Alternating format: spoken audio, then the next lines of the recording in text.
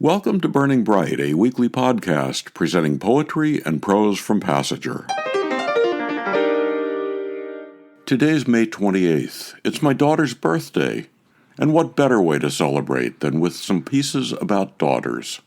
And they're pieces that Passenger printed in its anthology, Keeping Time, 100 Years of Journal Writing. Normally, you have to be at least 50 to get into Passenger. Juliet Emerson was only 4 when she said this first piece, but her mother Donna, who wrote it down, was old enough to qualify for Passenger. Here's Juliet's morning story game. Pretend we're horses, we trot and whinny. You'll be the mother and I'll be the baby. We live in this stall in the living room and pretend my daddy has gone away, maybe dead, and you might marry a mean man who hurts us. There he is, the mean one, and he's hurt us and we cry. We lie down near each other on the meadow. We huddle on the floor, holding each other. And are hurt, we both whimper. But I get better and you don't. Juliet gets up on her feet and frolics. Juliet then picks up a yellow pillow and hands it to me, saying, "Here's some hay, it will make you feel better." I eat the hay, and Juliet looks satisfied. Then we find our daddy here, our good daddy. He's under this rock and he's alive. Oh, now we have our daddy back again. We prance and dance. Donna and Juliet Emerson's Morning Story Game. Rosalie Sanara Petrouske said that her daughter Sanara was born while she was finishing graduate school. Rosalie, that is. And her friends humorously dubbed her dissertation Raising Sanara. She kept a journal through most of Sanara's childhood. Here are a couple excerpts. Sanara is almost 3 years old. When she was very small, premature and first home, she would clear her throat, and the noise she made sounded like the cries of a baby dolphin. She is going to be quite vocal when she grows up, the nurses in the special care nursery predicted.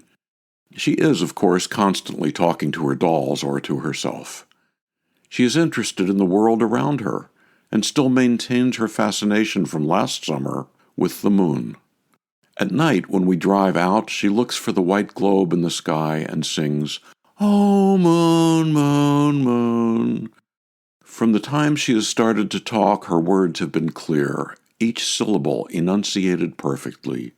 And instead of speaking in garbled baby sentences, she uses articles and conjunctions. I love my daughter so much, but sometimes she makes me angry. It's the independence in her that angers me, the insistence that she must do everything herself. When she washes her hands or brushes her teeth, she does not want me to help her. It's the same thing with washing her hair. She wants to pour her own shampoo over her wet curls, and then she empties the whole bottle into the bathwater. The summer she wanted to climb the slide by herself, pulled herself up the metal bars of the jungle gym, kicked and screamed when I climbed up to catch her. "Leave me alone," she said. I want Sanara to fly, but not too far away, too soon. Excerpts from Rosalie Sanara Petrouske's journal, Raising Sanara, from Passenger's anthology, Keeping Time. We'll end this episode of Burning Bright with Donald Crane's poem, Granddaughter. The appraising, full-faced stare of a 6-year-old, as cool as a used car salesman, overbearing as a traffic cop, no nonsense as your high school principal. In a few years she will acquire the arts of her sex. The side glance, the tilt of the head, the smile that explodes out of nowhere like a million suns. But for now, she knows there is candy in the pocket of my vest, and why won't I give her some? Granddaughter, Donald Crane, from Passenger's Issue 54, published winter 2013. This episode of Burning Bright was explicitly about daughters and granddaughters.